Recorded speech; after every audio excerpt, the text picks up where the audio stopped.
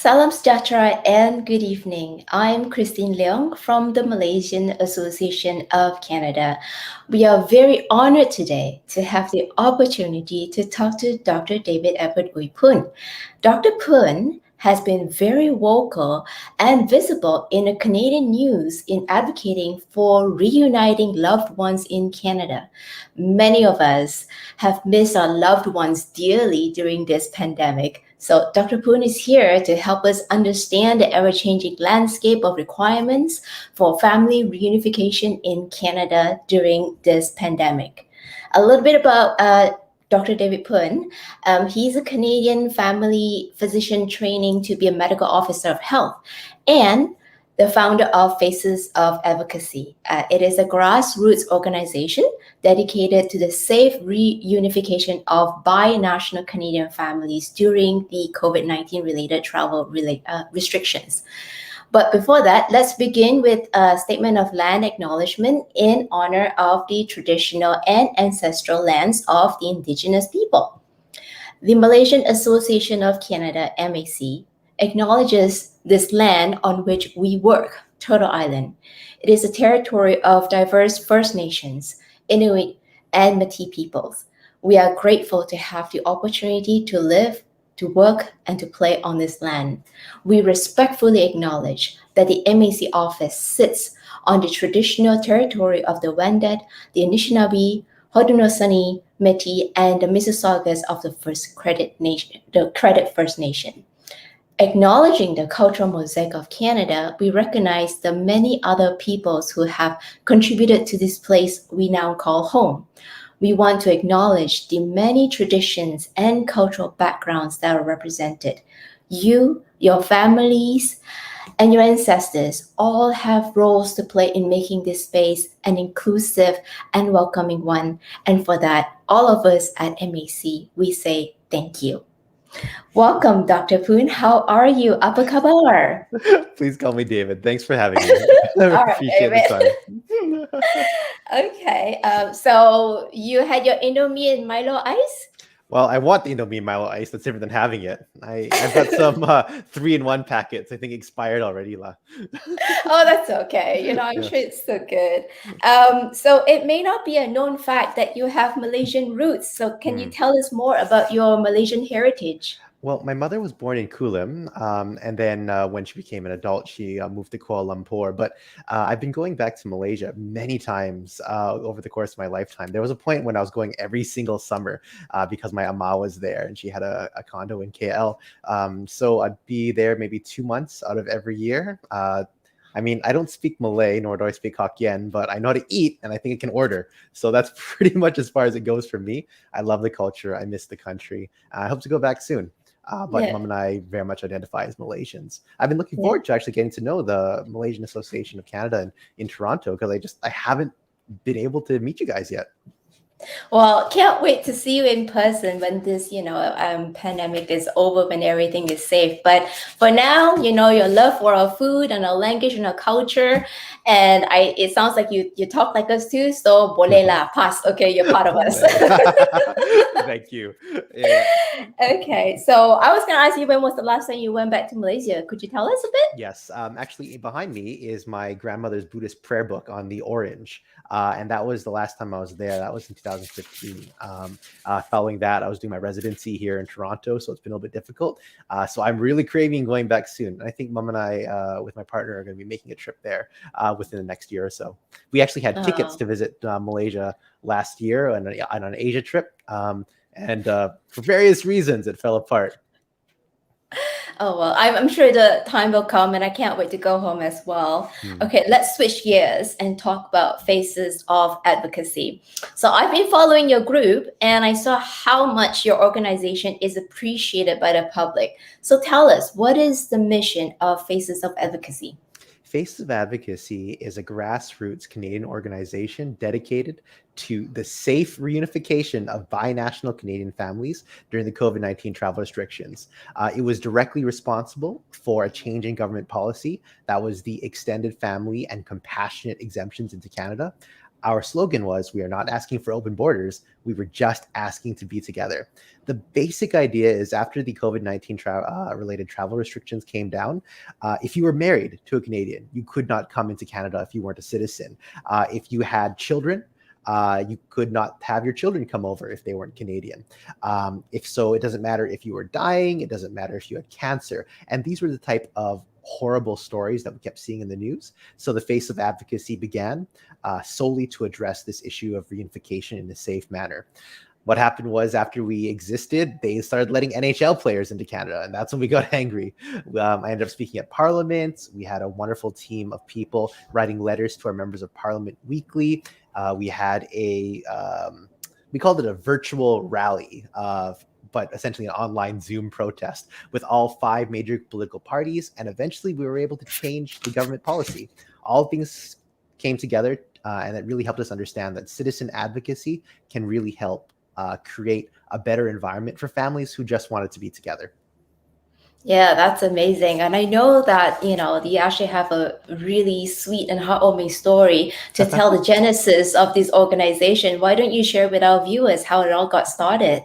Well, I'm not too sure how sweet or heartwarming it is, but my partner, she is Irish national, and I was actually with her at the beginning of the pandemic.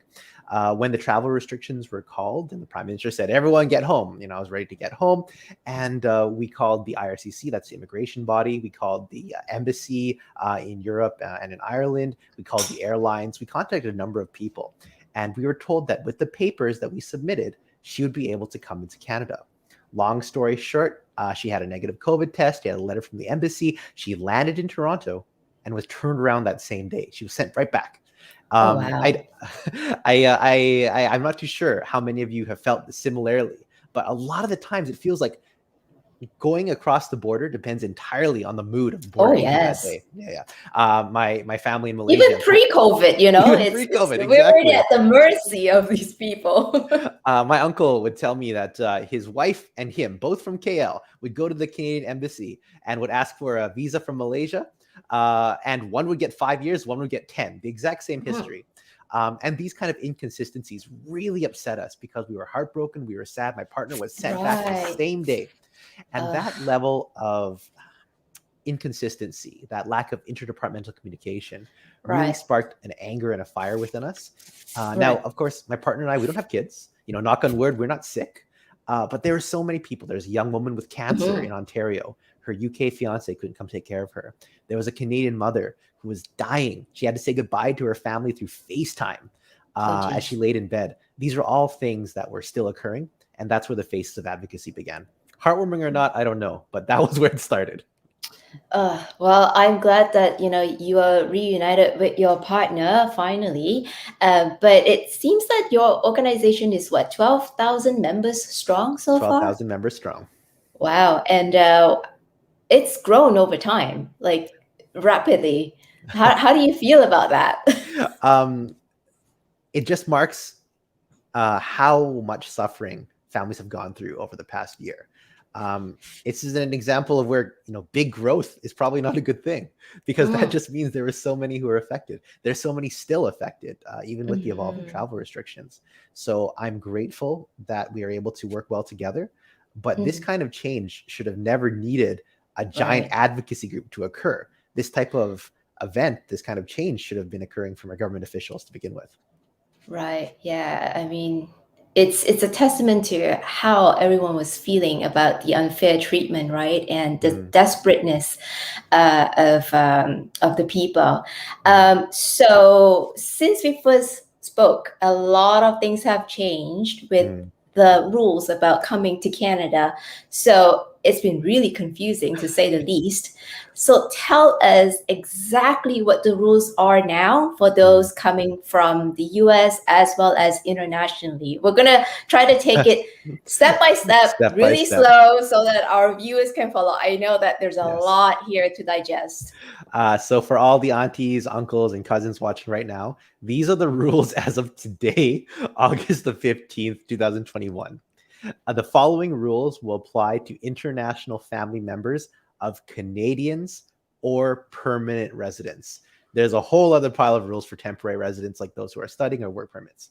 But if you are a Canadian or a permanent resident, this is what you can do for family members who are not Canadian. So let's say that you live in Toronto, you're a Canadian resident, and your wife is a Malaysian. The wife, who is a Malaysian, is considered immediate family, and she is able to come into Canada. For her to do so, there is no application required, but she does need to have a COVID test. There's a list of which COVID test to do within 72 hours of her flight. Some people will tell you it has to be within 72 hours of the flight. Some people will say it has to be within 72 hours of landing at the border. For safety, we say make sure it's within 72 hours of the border, but it technically is supposed to be within 72 hours of the flight. You might get pushback, you know, the Malaysia Airlines or the Cathay Pacific people will say, you can't go to Canada. No, you can. Immediate family of Canadians are allowed to come to Canada, no paperwork needed, but you must be able to prove that you're married. So that means you either have your marriage certificate and your marriage license. And this, unfortunately, all comes down to the decision of the border guard. Once again, they see it, they go, this looks like a real relationship or not. We've had issues with people with international marriage certificates that were actually denied because they weren't in English in their first language, or the border guard just felt they were lying. Oh my gosh. All of this is an example of immediate family. Immediate family refers to married, refers to common law. Now, common law is not play. Common law has to be 1 year of continuous living with the partner uninterrupted. Okay, that's Canadian common law. Yeah, not intermittent, not like start, stop, not long distance. But if you have to be living together for one continuous here live together here in Canada, or it doesn't matter where you are. Doesn't matter where you are. You just need to be able to prove that you've lived together. Correct. And that sounds easy for some people, except are you able to get your landlords to prove that you're on the same lease? Are you able to get notes of people together? And if you are in a illicit relationship that you don't tell your family about, will the landlord be willing to write that for you? Will the family be able to attest for you? And these are real issues that we saw with people coming in. That's common law. Another immediate family member are dependents. So that's if your kid is 21 years old or younger. These are all considered immediate family, along with parents of Canadians. So your partner, your dependent child, or your parent. These are all immediate family, don't require any paperwork. Now, also applies to permanent residents though, right? Not also just applies Canadian. to permanent residents. Okay. Now here's the challenge when it comes to extended family. So as of August the 15th, today, if you are a Malaysian and extended family member, so that means you've been dating for a year, but not common law. Okay. So we call this committed partner. Your siblings, your grandparents, or your adult children. So if you are a Toronto auntie with your adult children in Malaysia who've never gotten their Canadian papers, all of this extended family will require the form that we fought for, which is the extended family form, which is the IMM006E. The point is you can find on canada.ca. That form, a little complex. You need to have it notarized by a Canadian notary. You must attest that this person is your partner or your sibling or your grandparent or your adult child. Then you have to send it to the government. The government has to process it and then send you back an authorization. These have come in quickly before. They've come in super long. There's very little transparency. And that's where a lot of part of it comes from. That auntie in Malaysia is the one who needs to initiate the form, or the niece or nephew in Malaysia needs to initiate the form? The Canadian must get that form signed and put together with a notary in Canada. And then the international person submits the form to the website. Okay. So it's very complex. You need to send a picture of the Canadian's passport, but it's the extended family application. That is still occurring as of August the 15th. And this can sometimes take a long time. They told us it would be 14 business days. And the latest report that we saw was someone took 3 months for it to arrive. No consistency as to why. The Americans were up in arms because they have never needed Canadian immigration before. But here we are. So that's the extended family. And then there's compassionate exemption, where if you can show Health Canada that there is a reason for you to come in due to a compassionate reason. So for example, we had a man and his wife. The wife was dying. The wife wanted to see his sister one last time. The wife was able to come under compassionate. Now, if you are fully vaccinated with one of the big 4 vaccines, that's Pfizer, Moderna, J&J, Astra. If you're fully vaccinated for at least 2 weeks, you're able to come into Canada without quarantine at all. So no quarantine. And as of August the 15th, 2021, no hotel quarantine either. Those have been destroyed. So if you are able to do so, you still, to come in without quarantine, you still have to do your test before arrival, 72 hours. You still land, you attest, you show on your ArriveCan app that you are fully vaccinated.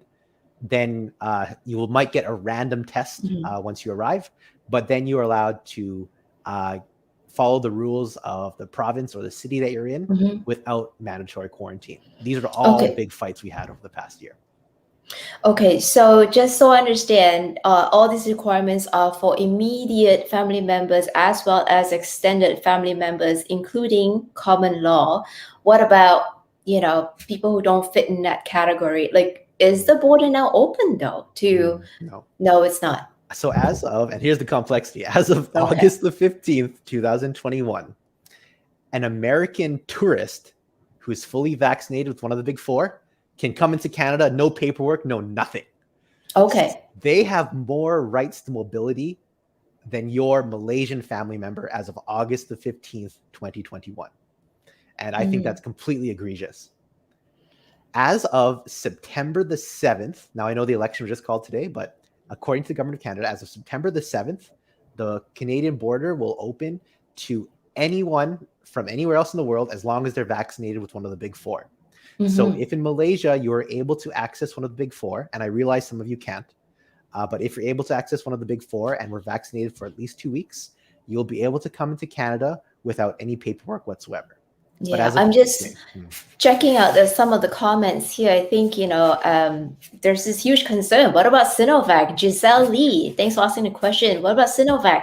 Can't come in at all? So Giselle, I'm sorry, right now it hasn't. And that's what the Faces of Advocacy are pushing for. That about 2 months ago, we developed a 10-point plan. And I think point number 4 is we need to expedite the other vaccines because some people simply cannot access one of the big 4.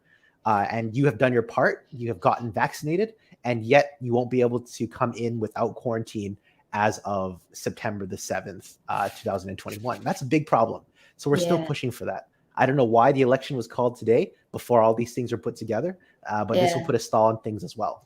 However, sorry to interrupt, Giselle, I think her name was, you can still come into Canada, but your Sinovac will not exempt you from quarantine, which means when you come into Canada, you will have to quarantine for 2 weeks and with a good quarantine plan. Quarantine plan already will be up in the air with flip of the coin with the CBSA guard. They'll say, one washroom is okay, or they'll say one washroom is not okay. But there is a path for you to come into Canada, even today, as long as you have a Canadian family member right now. That's either through immediate family, which requires no paperwork, except for your marriage certificate or your birth certificate, or the extended family exemptions, which are the IMM 006Es to prove your relationship with the Canadian. I'm sorry, we're still working on it. Yeah. So when you say quarantine plan, you also mentioned earlier that there is no more hotel quarantine. We got rid of that.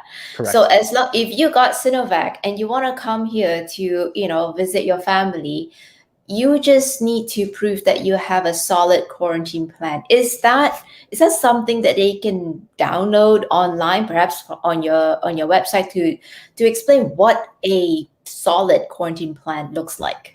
A solid quarantine plan is whatever the border guard thinks is solid. This is a problem that we've had. Yikes. So for some of us, condo living in Toronto, very common. And some people say, okay, well, 2 bedrooms, 1 washroom is okay. Come into Canada. Some people say, no, you cannot. 1 washroom is not enough. So you have to be able to write in such a way that shows that you'll be diligent about the spread of COVID.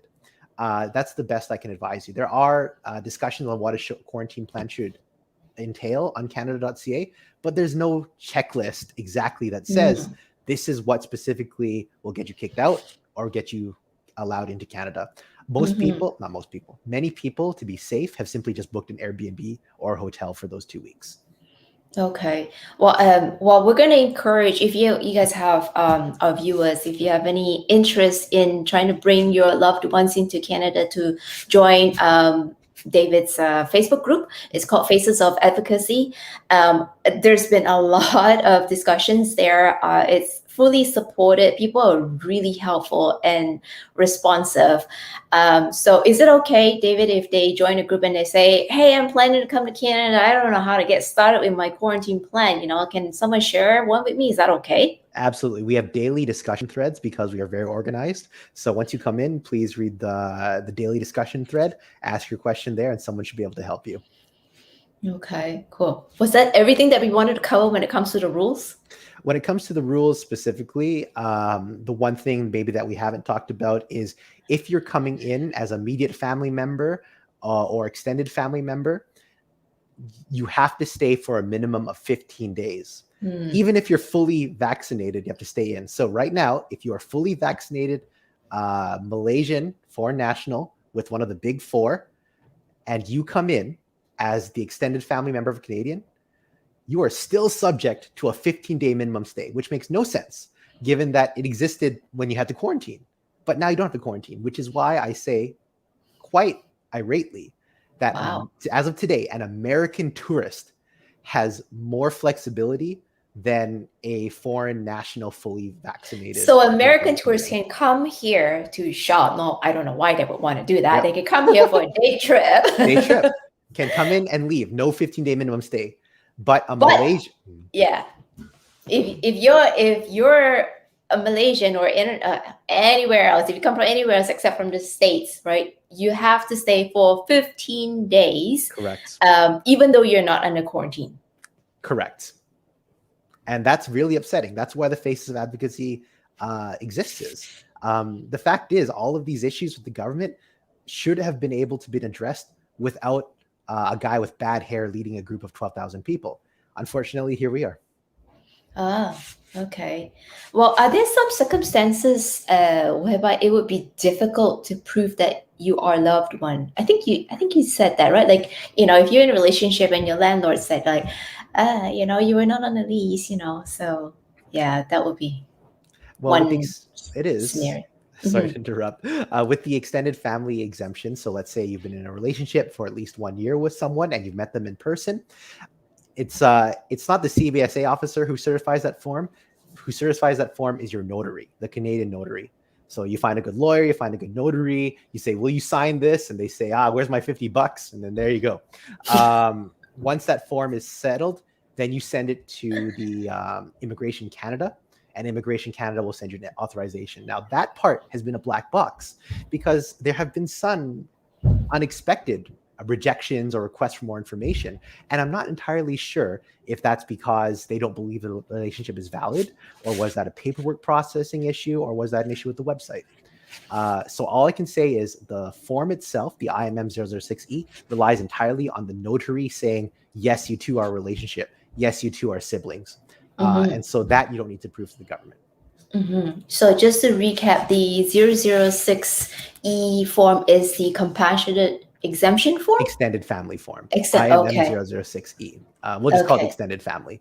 And then compassionate is a email to the Public Health Agency of Canada. There are instructions for that as well. Okay. Is that still relevant with all the changes, the compassionate exemption? Well, it's relevant for someone who cannot wait till September the 7th. Yeah. Okay. I see. And some people cannot wait that long. I spoke at Parliament on August the 12th, and a Canadian mother died on August the 10th, not seeing her American children. So yeah, these couple of days really do matter. If you imagine right now, and I realize some of you might be thinking, I don't see my auntie for 2 years, I don't care. But if you imagine a worldwide pandemic, who would you want beside you? And if the answer is your family, then every day is quite difficult. Right. Yeah. I was just going to ask the next question. Perhaps you could share some stories of how some members of the public had leveraged you or your organization to help out. When we started, the public perception was very much you're being very selfish for wanting to be with your family. At the time, there was a unnecessary dichotomy presented to us that you can either be together and everyone dies, or stay apart and everyone lives. And that's simply not the case. That's proven by two things. Number one, there is regular immigration into Canada to bring in our food and for essential services. And number two, the NHL were allowed to come in twice to play Hockey along with their family. Nation. Sorry? Hockey Nation, right? Hockey Nation. So if that is the exception being allowed, if business people like the CEO of Costco are allowed to come into Canada, then why not families? So this was a difficult narrative for us to get across in the early days. But as we began to put out more stories of sympathetic Canadian families that were suffering disproportionately, we started to see a change. Because of that, we have a lot of people who are willing to hear our story and are willing to support family reunification, even when they themselves are not directly affected.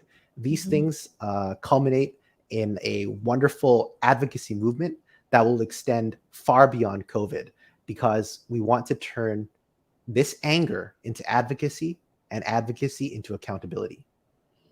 Yeah, I think I read on your Facebook group how a breastfeeding mom was, she had to be separated from her child Yes, because that child just didn't meet the requirements to come into Canada correct. with the mother.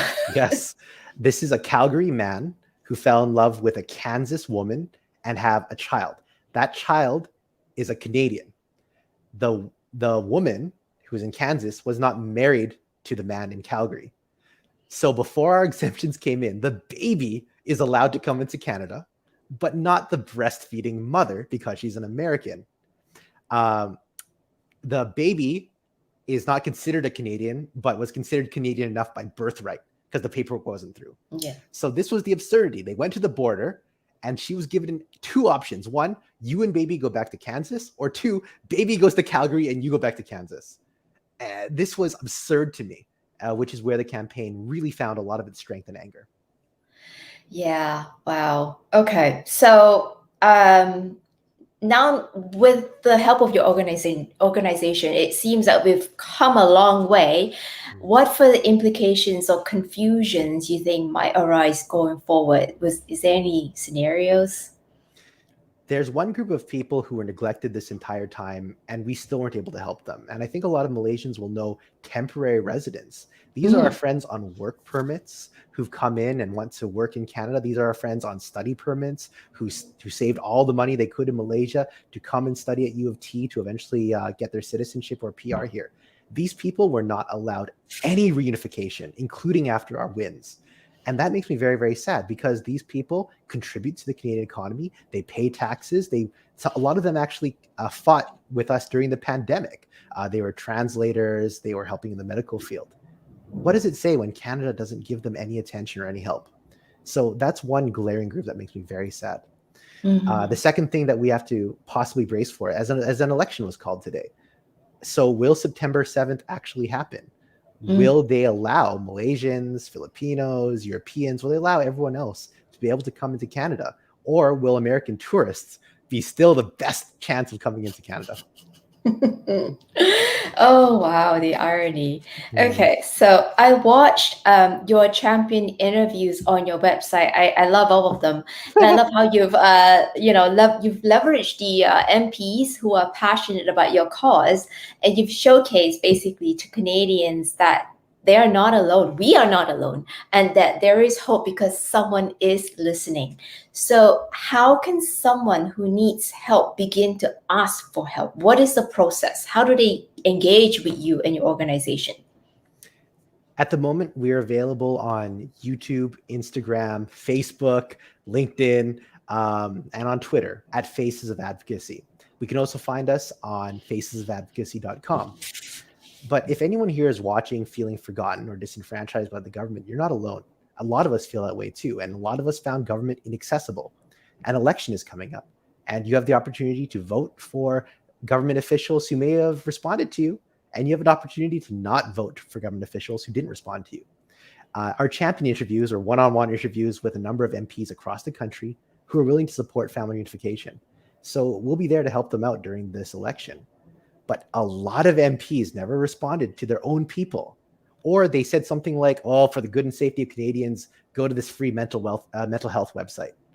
And then when asked about the NHL, they say, oh, well, the NHL brings a lot of joy to Canadians. Well, what about your families? Yeah. This is not the only issue that people will be upset about. A lot of you guys will have issues with other things. So if you're feeling disenfranchised and you don't feel your MP is responding to you, there are multiple things you can do, but it starts with being engaged by voting and finding other people like you. Yeah, speaking about the election, you actually be taking a leave from Faces of Advocacy. Can you share with us why? A lot of people who were separated from their families over the past year, they had never messaged their MPs, they've never messaged government, they had no idea how the system worked. So we ended up bringing a lot of people into citizen advocacy, government engagement for the first time. This should not have been the case. We should not have needed a giant advocacy movement to highlight a very real and compassionate issue. So the ministers all work on different portfolios, but the border was primarily managed by someone named Minister Bill Blair. And Minister Bill Blair, with every border extension, with every denial of a request, never gave us a reason or justification as to why the NHL can come in, but we can't, or why one guy gets 5 years visa and the other guy doesn't. And when they show up, one guy gets kicked out and the other one doesn't. This is a lack of accountability. For this reason, I want to debate Bill Blair. And the only way to do so is to run as an independent MP. All 5 political parties supported the Faces of Advocacy over the past year. And a number of them actually approached me to run as an MP. But I did not want to betray anyone's trust or faith. So therefore, the only way to debate Bill Blair is to run as an independent in Scarborough Southwest. So we're currently building that election team. I need to get to know the community more because I don't live there. But the basic idea is we need to hold government to account. They are not being transparent, they are not being forthcoming, and they aren't being accountable. So we're pushing for an office of government accountability because all levels of government have to be able to explain their decisions to Canadians. One example is the hotel quarantine. They put it under something called ministerial confidence. That means for 20 years, we will never know what the ministers said about why they did a hotel quarantine, despite the fact that their own scientists said no hotel quarantine was necessary. Thank you for your time. I don't mean to make this political. But no. I get it. I mean, your passion is like, blowing past my screen here. So I just want to, make our viewers aware that, like if they go to your website or your Facebook group, that this is not something that that they didn't expect. So they're hearing it from you first that you're taking a leave for this reason. You had a call to action though for those who are living in Scarborough West. I'll need to collect a number of signatures to allow it to run as an MP. Following that, we're going to see if Bill Blair is going to back out from the debates. And then finally, after a year of pain, families will finally get their chance to ask questions directly to Bill Blair on camera. And we'll see whether or not he answers or defers. But either way, we'll find out what kind of minister he really is. This is not solely for family issues. There are a number of governmental accountability problems that have occurred over the past year, and we need to have answers. For this reason, write to your MP, write to your candidates, ask them what kind of accountability they'll do. And hopefully that'll help you. I'm not telling you who to vote for, but I am asking and hoping that you make an informed choice, because last year has shown that unchecked power is dangerous in the hands of a government that's not accountable. Yeah, I'm just looking at the comments flowing in right now, how, that they definitely feel your sentiments and they are in support of you going, to get some answers for us. So I can't believe that it's already been almost 34 minutes since we started. This segment is really supposed to be 30 minutes. So in closing, as with all Malaysians, we cannot avoid talking about food. So you told us that your favorite meal is Indomie and Milo ice. So let's pretend we are back at home in Malaysia at your favorite mamak stall.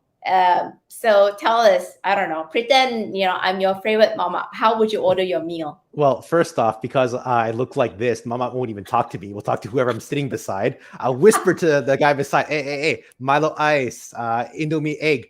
And then Mama will look at this guy and say, okay, Milo ice, Indomie egg.